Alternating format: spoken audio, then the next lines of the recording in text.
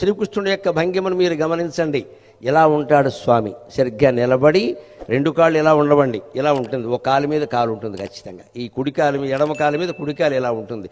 ఇలా ఉండి ఈ వేణువు ఇలా వాయిస్తూ ఉంటాడు. త్రిభంగాకృతి అంటారు. త్రిభంగాకృతి అంటే మానవ శరీరంలో 3 వంపులు ఖచ్చితంగా ఉంటాయి, మగ ఆడ భేదం లేకుండా. భంగ అంటే వంపు. 3 వంపులు ఎక్కడ? మెడ దగ్గర ఒక వంపు ఇలా ఉంటాడు కృష్ణుడు, అందుకే వేణువు పట్టుకుని ఇలా ఉంటాడు. ఇది వంపు. ఇది అందుకే నడుము దగ్గర వంపు, ఈ మెడ దగ్గర వంపు. ఇంకోటి పాదాల దగ్గర వంపు. ఎందుకో తెలుసా?